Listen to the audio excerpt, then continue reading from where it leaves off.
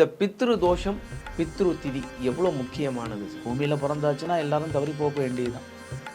அந்த தவறி போய் அவங்களுக்கு செய்ய வேண்டிய அந்த ஈம கடன் இருக்குது பத்தில, நீ அதில் போய் இவ்வளோ பண்ணலாமா அவ்வளோ பண்ணலாமான்னு சொல்லக்கூடாது. இஷ்யூஸு வராமல் இருக்கிறதுக்கு முதல் காரணமே என்னென்னா பிதிர்களுடைய கோபதாபங்கள். கயையில் என்ன விசேஷம் அப்படின்னு சொன்னால், நம்ம நினைப்போம் போகணும்னு, நம்ம நினைப்போம் போக விடாது, போட்டு அழுத்தம். கயாசுரன்னு ஒருத்தம் அசுர குலத்தில் பிறந்தோம். யமனுடைய லோகத்திலேருந்து உடனே ஒரு அழைப்பு. அப்போ உடனே யமதர்மராஜன் விஷ்ணுவை போய் கேட்டதுக்கு விஷ்ணு சொல்கிறாரு, இப்போ உனக்கு கயாசுரன் இருக்கிறதுனால தானே பிரச்சனை, அவனையே முடிச்சுட்டா. சொல்லும்போது எறும்பூர கல்லும் தேயுங்கிற மாதிரி எப்பேற்பட்ட மனுஷனாக இருந்தாலும் நான் அயன் மேன் அப்படிங்கிறவெல்லாம் ஒன்றுமே இல்லாமல் ஆகிடும். அந்த ஒரு மணி நேரம் கண்ணில் தாரதாரியாக ஜலம் வந்துட்டே. நீங்கள் அஸ்ட்ராலஜர்கிட்ட போய் ஜாதகத்தை போய் காமிச்சா அவன் என்ன சொல்கிறான், வருஷம் குலதெய்வத்துக்கு ஒழுங்காக போகிறீங்களா, மகாவிஷ்ணு திருப்தி அடைஞ்சிட்டா பித்திருக்கள் திருப்தி அடைஞ்சிட்டா, பித்திருக்கள் திருப்தி அடைஞ்சால் குடும்பங்கள் செழிக்கும். இந்த பித்திரு தோஷங்கள் அவள் பண்ணல அப்படின்னாக்க அவள் ஏதோ நன்னா இருக்கிற மாதிரி தெரியும் நம்மளுக்கு வெளி உலகத்துக்கு. உள்ளே போய் பார்த்தா பாவம் நம்ம பண்ணுறோன்னு வச்சுக்கோங்க, அது எப்போ நம்மளை விட்டு விலகும்? பெரிய மகான்கள் நிறைந்த சபையில் நான் இந்த பாவத்தை பண்ணினேன்னு ஒத்துக்கணும். இப்போ இவாளுக்கு தான் போகிறது அவளுக்கு தான் போகிறதுன்னு சில பேர் கேட்குற ஆள் இல்லையா. இங்கேருந்து உங்கள் ஊருக்கு மாரியம்மனுக்கு 10 ரூபா பணம் பெறல் சார், அந்த கரன்சி தான் போய் சேர்றதா? இந்த திருவச்சநல்லூரில் ஸ்ரீதர ஐயாவாள்னு பெரிய மகான், அதுவே மகான் இல்லையா, நேராக பின்னாடி கொல்லைக்கு போனாங்க. கிணத்தை பார்த்து கங்கையை பார்த்து ஸ்தோத்திரம் பண்ணா கங்கை மேலே வந்துட்டு.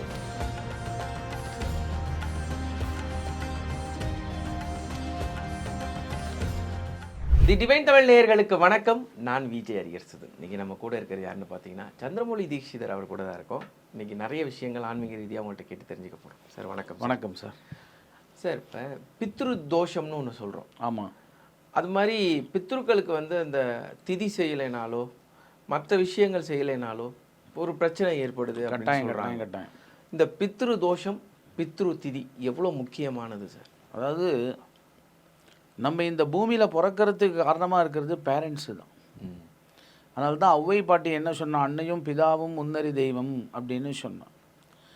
அந்த மாதிரி நம்ம பூமியில் பிறந்து நம்ம வாழ்க்கைக்கு ஒரு பிளாட்ஃபார்ம், லைஃபுங்கிற ஒரு பிளாட்ஃபார்ம் அமைச்சு கொடுத்துருக்கக்கூடிய பேரண்ட்ஸுக்கு ஆஃப்டர் டெத்து செய்யக்கூடிய ஒரு கர்ட்டசி தான் இந்த பித்திருக்காரியம்னு பேர்.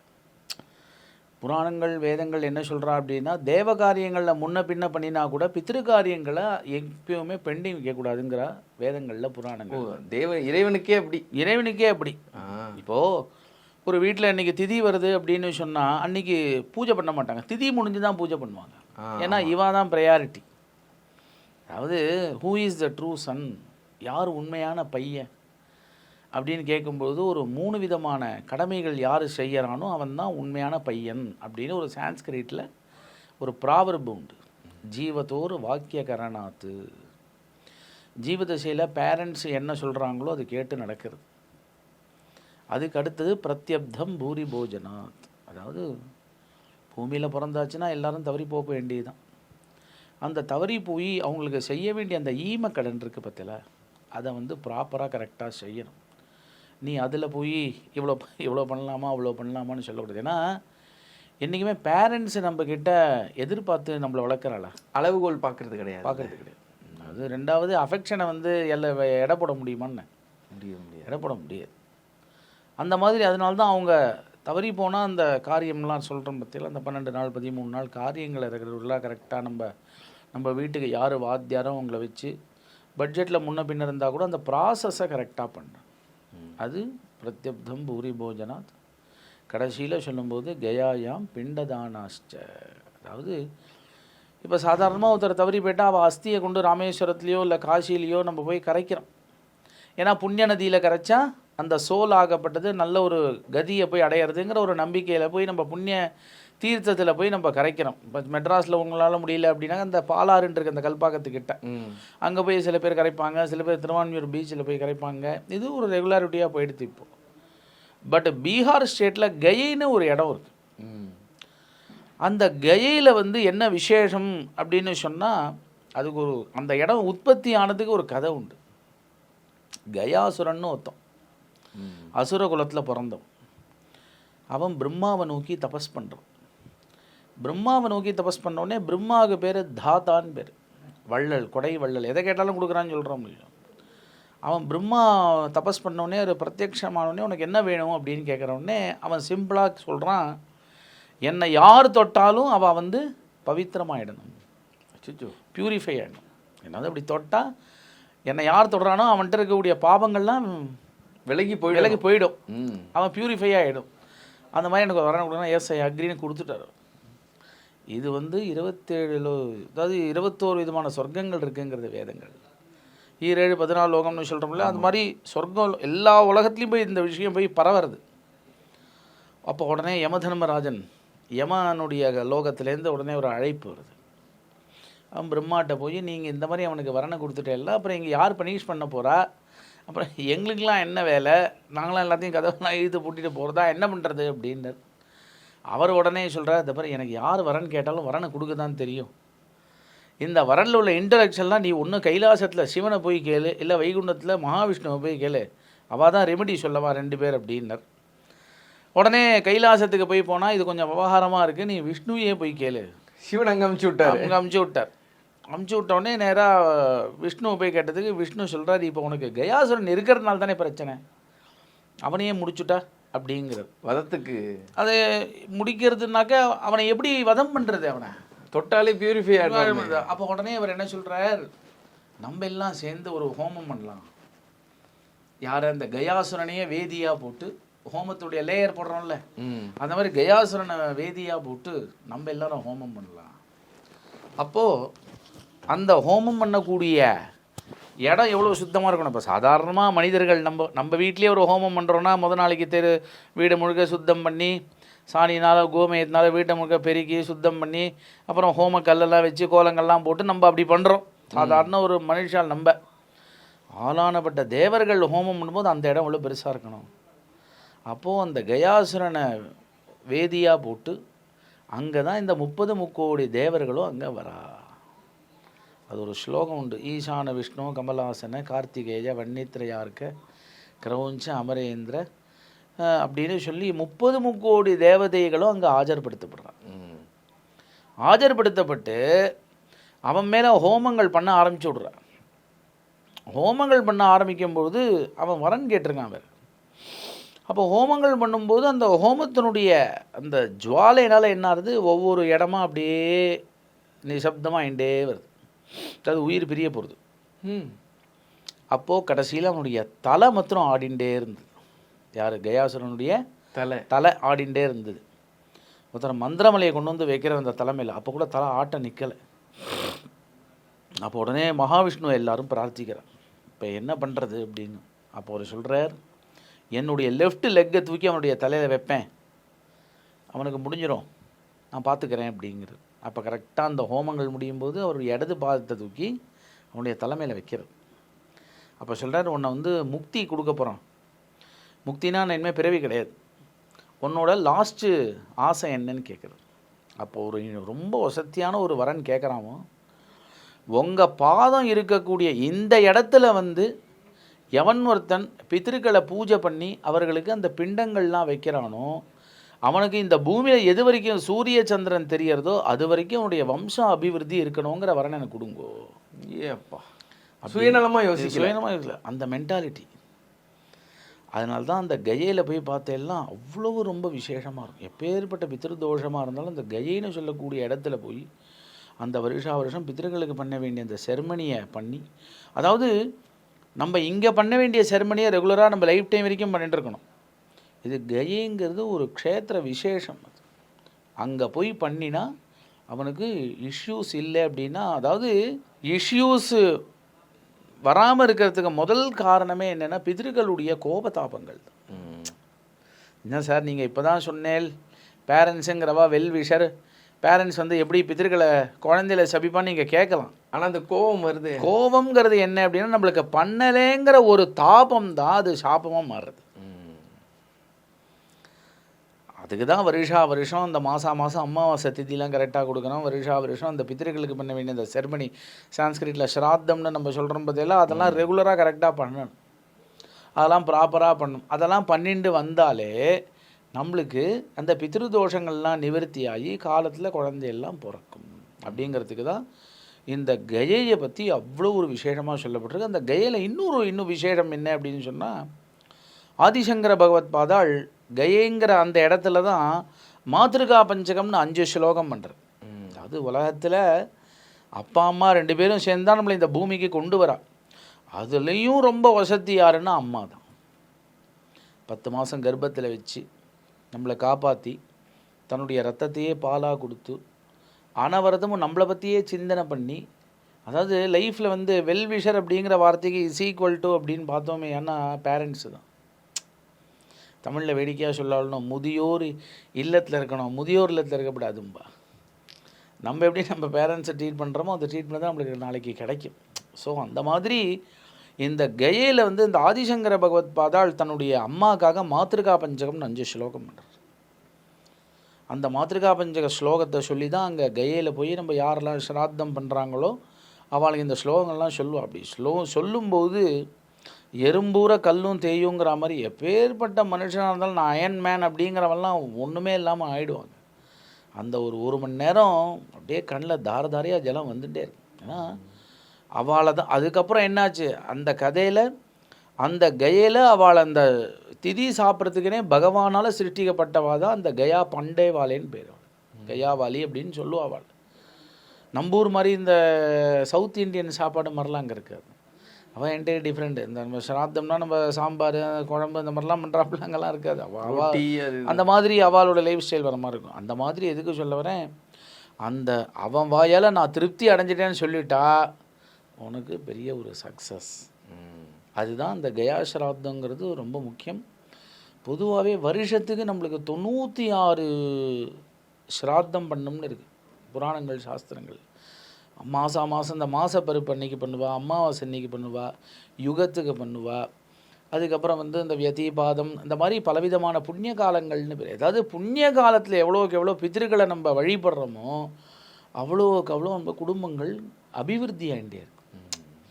இந்த செர்மனிலேயே கடைசியில் சொல்லக்கூடிய பிரார்த்தனை என்ன, எனக்கு சந்ததிகள் நன்னா இருக்கணும்னு தான் பிரார்த்தனை. இந்த செர்மனி பண்ணுறோம்ல வருஷம் அந்த செர்மனியில் முடிக்கும்போது அந்த ப்ரீஸ்ட்டை பார்த்து நம்ம சொல்லும்போது அவள் கடைசியாக ஆசீர்வாதம் பண்ணுறது உனக்கு வம்சங்கள்லாம் நன்னா இருக்கணும்னு சொல்லி தான் அவள் ஆசீர்வாதம் பண்ணுவாள். அதனால தான் பித்ருதோஷம் நிவர்த்தி ஆகணும் அப்படின்னா நம்ம இந்த ஸ்ராத்தாதி கர்மாக்களை பண்ணோம். ராமேஸ்வரம் ரொம்ப விசேஷம்.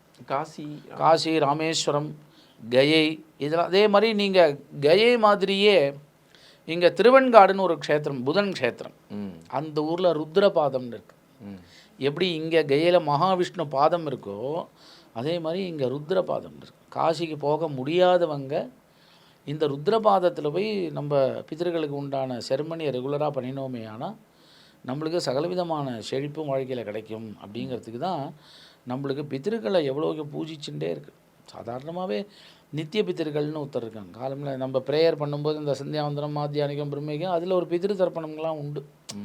அந்த மாதிரி இந்த பிதிரு தர்ப்பணங்கள்லாம் பண்ண குடும்பங்கள் மேலே மேலே அபிவிருத்தி. இப்போ சாதாரணமாக நீங்கள் அஸ்ட்ராலஜர்கிட்ட போய் ஜாதகத்தை போய் காமிச்சா அவன் என்ன சொல்கிறான், நீங்கள் அவன் கேட்குற 2 கேள்வி தான் கேட்பா. அவன் ஃபஸ்ட்டு கேட்குற கேள்வி என்ன கேட்பா, வருஷம் குலதெய்வத்துக்கு ஒழுங்காக போகிறீங்களா, உங்களுடைய பித்திருக்களுக்கு இந்த செர்மனியை ஒழுங்காக பண்ணுறீங்களா, இது 2 தான் முக்கியம்.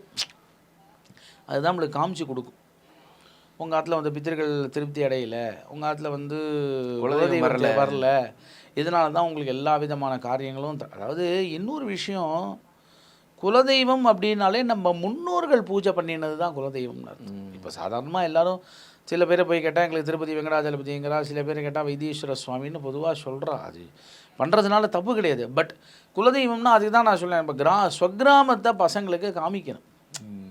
நம்ம பிறந்த ஊர் இதுதான், நம்ம வாழ்ந்த ஊர் இதுதான், வருஷம் நம்ம குழந்தையில போய் இதுதான் நம்ம ஊர், இதுதான் நம்ம ஊரில் சுவாமி. இப்போ எங்கள் ஊரில் சீர்காழி பக்கத்தில் குன்னம்னு ஒரு கிராமம், ரொம்ப செழிப்பாக இருந்தது, ஃபஸ்ட் கிளாஸ் கிராமம். எங்கள் 4 ஃபாதர்ஸ்லாம் அப்படி டிக்னிட்டியாக இருந்தா வரலாம். அந்த ஊரில் வந்து பார்வதி பூமாதேவி பூஜை பண்ண ஊர் இது எங்கள் ஊரில். அது வந்து இந்த சீர்காழிலேருந்து வைத்தீஸ்வரங்கள் போகிற வழியில் அந்த புத்தூர்னு ஒன்று ஊர் வந்து, இந்த புத்தூரில் பாலிடெக்னிக் ரொம்ப ஃபேமஸ். அதுலேருந்து உள்ளே இறங்கும், அதில் உள்ளே 3 மைல் போனாக்க உள்ளே போகும்போதே செக்கடி முனியார்னு ஒரு முனீஸ்வரர். எல்லோரும் ஊருக்குள்ளே போகும்போது ₹1 போட்டு தான் போவா, வெளியில் வரும்போதும் ₹1 போட்டு தான் வருவா. அவர் தான் நம்மளுக்கு கூட பாடி கார்டு மாதிரி வச்சுங்களேன். அங்கே உள்ளே போனாக்க அருணவித்ரும நாயகி சமேத பூமீஸ்வரர்னு பேர். ஞானசம்பந்தர் வந்து பாடின இடம். 274 சைவ க்ஷேத்திரத்தில் இதுவும் ஒரு சைவ க்ஷேத்திரம். அதனால் அப்பேற்பட்ட வசத்தியான ஒரு ஊர்.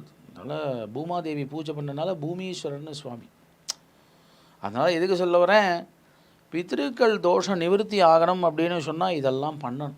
இந்த வருஷம் பித்ருக்களுக்கு கொடுக்கக்கூடிய அந்த ப்ராசஸ்லாம் கரெக்டாக பண்ணி, அதுக்கும் மேலே பித்ருதோஷ நிவர்த்தி ஸ்தலம்லாம் இருக்குது. இந்த இதெல்லாம் போய் பார்க்கலாம். நிறையா இந்த கோனேராஜபுரம்னு ஒரு ஊர் உண்டு. அந்த ஊரில் உமாமகேஸ்வரன் சுவாமி, அந்த ஊரில் நடராஜர் ரொம்ப ஃபேமஸ். ஓகே, நம்ம சிதம்பரத்தில் எப்படி நடராஜர் ஃபேமஸோ அதே மாதிரி இங்கே ஃபேமஸ். அதேமாதிரி அந்த ஊரில் நடராஜர் 4-5 இடத்துல ஃபேமஸ். திருநெல்வேலி ஜில்லாவில் போனேன்னா சப்பரைன்னு ஒரு இடம் இருக்குது, தாமிர சபை. இந்த செப்பெல்லாம் உருக்கிற இடம் அது. இந்த சீவலப்பேரி வழியாகவே போகணும். அந்த நடராஜர் அங்கே ரொம்ப ஃபேமஸ். அங்கே அந்த மாதிரி எதுக்கு சொல்ல வரேன், இந்த ஊரில் அந்த உமாமகேஸ்வரன் சுவாமி. அதனால் அந்த ஊரில் போய் ரொம்ப விசேடம். அதோடு கூட இல்லாமல் விஷ்ணுவை பூஜிக்கிறதுனாலேயே பித்திருக்களை பூஜித்த ஒரு பலனும் உண்டு. ஏன்னா கடைசியில் நம்ம ஸ்ராத்தங்களில் அந்த பேர்லாம் சொல்லும்போது அதில் மகாவிஷ்ணுவை ரொம்ப குறிப்பிடுறோம். சர்வாகாரோ பகவானு ஸ்ரீஹரி ஜனார்தனாக அப்படின்னு சொல்லி ஸ்ராத்தத்தை பண்ணுறதுனால மகாவிஷ்ணு திருப்தி அடையுது. மகாவிஷ்ணு திருப்தி அடைஞ்சிட்டா பித்திருக்கள் திருப்தி அடைஞ்சிடா. பித்திருக்கள் திருப்தி அடைஞ்சால் குடும்பங்கள் செழிக்கும். இதுதான் நம்ம பித்திருக்களுக்கு பண்ண வேண்டிய ஒரு கரெக்டசி தானே சார். அது கரெக்டாக பண்ணிடணும். யோசிச்சு பாருங்கள், அப்பா அம்மா அதாவது சின்ன வயசில் பேரண்ட்ஸ் வந்து நம்மளுக்கு தீபாவளிக்கு கடைக்கு போய் வாங்கி கொடுக்கும்போது வீட்டில் ஒரு பட்ஜெட் போடுவாள். அங்கே கடைக்கு போனால் அங்கே ஒரு பட்ஜெட்டாக மாறிடும். வாங்கி கொடுக்காம இருக்காளா? இல்லை.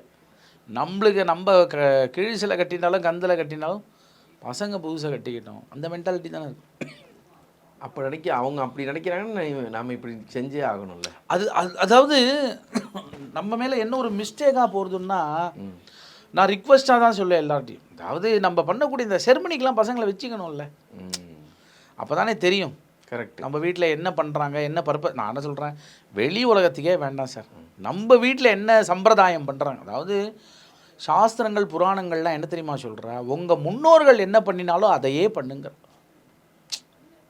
அதுக்காக அன்றைக்கி நான் சைக்கிளில் தான் வந்தேன், அரைனா தான் கொடுத்தேன், இன்றைக்கி நான் அரைனா கொடுக்கணும் அப்படி விதண்டாவதம் பேசக்கூடாது. அவன் அன்றைக்கி அரைனா கொடுத்ததுனால சைக்கிளில் வந்ததுனால தான் நம்ம இன்றைக்கி ட்ரெயின்லேயோ கார்லேயோ 2 வீலர்லேயோ வாட் எவர் இட் மேபி நம்ம போகிறோம். என்றைக்குமே பித்திருக்களை மறக்கக்கூடாது வாழ்க்கையில். அதுக்கு தான் வந்து நம்ம அவளுக்கு வந்த வேண்டிய ஒரு பூஜை புனஸ்காரங்களை, அந்த சம்பிரதாயங்களை மறக்காமல் இருக்கணும். ஓகே. இப்போ பித்ரு தோஷம் அப்படின்னு இப்போ பல பேருக்கு வந்து செய்யாதவங்களும் இருப்பாங்க, அது மேலே நம்பிக்கை இல்லை, அதை ஏன் செய்யணும் அப்படிங்கிற ஒரு மனப்பான்மை இருக்குல்ல, அது எந்த அளவுக்கு ஒரு குடும்பத்தை பாதிக்கும்? நிச்சயமாக பாதிக்கும். அதாவது பாதிக்குங்கிற சென்ஸு விளைவுகள் கேட்குறேன். விளைவுகளை தான் எந்த காரியம் இடத்துல ஃபெயிலியராகவே போகும். சில பேருக்கு இஷ்யூஸ் லேட் ஆகிட்டே வரும். சில பேருக்கு பிறந்தா கூட அது ஏதாவது ஒரு இந்த ஸ்பெஷல் சைல்டாக பிறந்துடும். இப்போ இதெல்லாமே நம்ம பித்திருக்களுடைய ஒரு கோபத்தினால. அதுக்கு தான் இதெல்லாம் நம்ம ஏதாவது விதண்டாவாதமே பேசக்கூடாது. இப்போ நீங்கள் அது மாதிரி ஆட்கள் யாராச்சும் பர்சனல் எக்ஸ்பீரியன்ஸ் இருக்கா பித்ரு? நான் நிறைய பேர் இருக்குது சார். அதாவது நம்ம எத்தனையோ பேர் ஆற்றுக்கு போகிறோம், பார்த்தா நம்மளுக்கு ரொம்ப சிரமமாக இருக்கும், என்னத்தினால பாவம் கஷ்டப்படுறா அப்படின்னு பார்த்தா ஏதோ கேட்டால் பிரதர்ஸுக்குள்ளே ஒரு ஒத்துமை இருக்காது, அதனால் இந்த சண்டேனால சாத்தம் ஒழுங்காக பண்ணலேம்பா.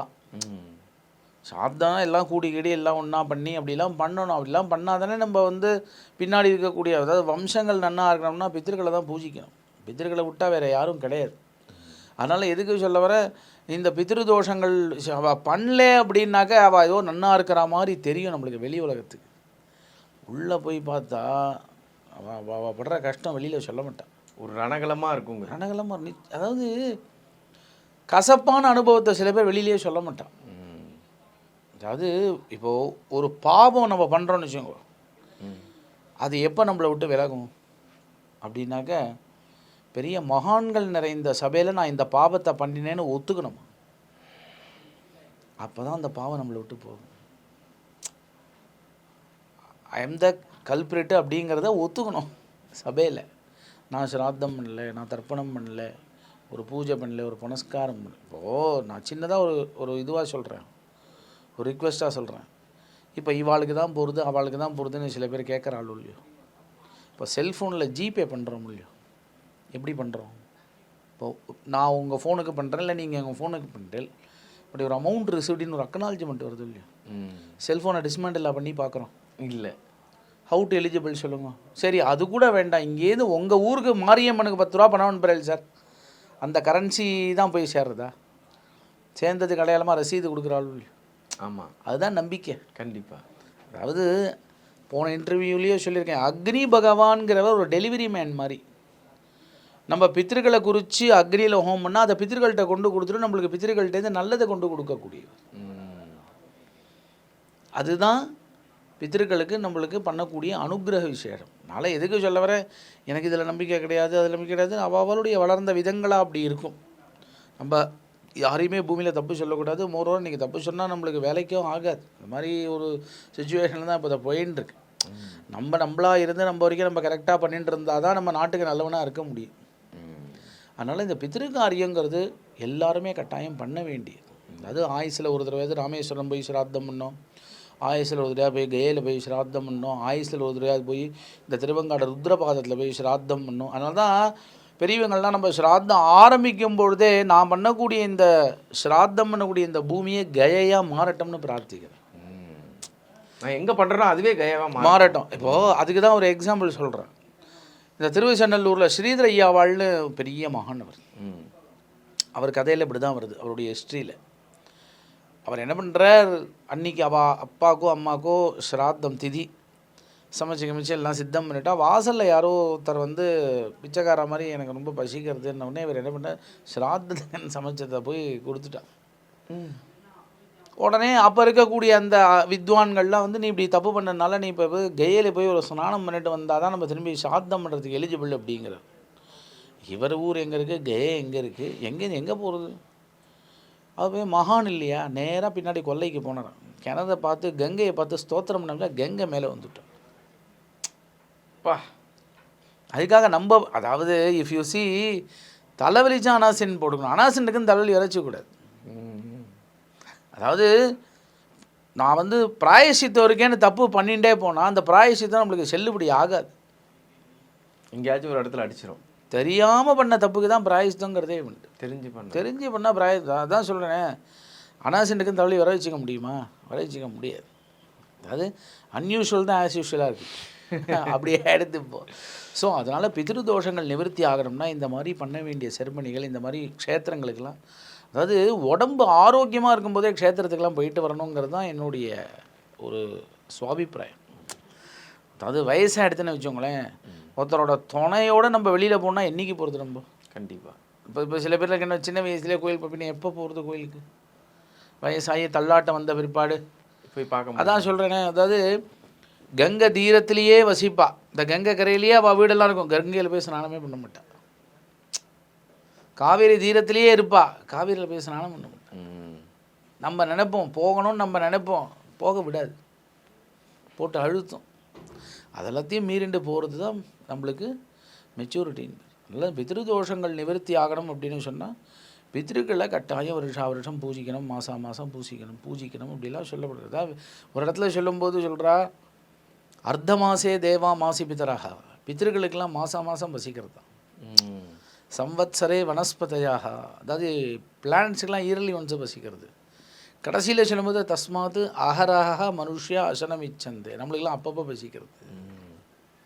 எப்படி இருக்குது பார்த்தீங்களா? அதனால் பித்திருக்களுடைய பசியை நிவர்த்தி பண்ணுறது, பித்திருக்களுடைய தாகத்தை நிவர்த்தி பண்ணுறது அந்த தர்ப்பணங்கள், போக்குவரத்து இதெல்லாம் வச்சுருக்காங்க. அதனால் இதெல்லாம் ரெகுலாரிட்டியாக நம்ம பண்ணினோமே ஆனால் பித்திருதோஷங்கள்லாம் நிவர்த்தி ஆகி நம்மளுக்கு சகலவிதமான ஸ்ரேயஸும் பித்திருக்கள் நம்மளுக்கு அனுகிரகம் பண்ணுவா. அப்படிங்கிறதுக்கு தான் அந்த பித்திருதோஷ நிவர்த்திங்கிறத கட்டாயம் தெரிஞ்சுக்கணும் அப்படின்னு சொல்லப்பட்டிருக்கு. மொத்தத்தில் இன்றைக்கி பல பேரோட கேள்விக்கு பதில் கிடச்சிருக்கும். பித்ருதோஷம் அப்படிங்கிறது எப்படிப்பட்டது? ஏன்னா நம்ம நல்லா இருக்கிற மாதிரி இருக்கும், ஆனால் நம்ம ஒரு தவறை செஞ்சுக்கிட்டே இருக்கோம்.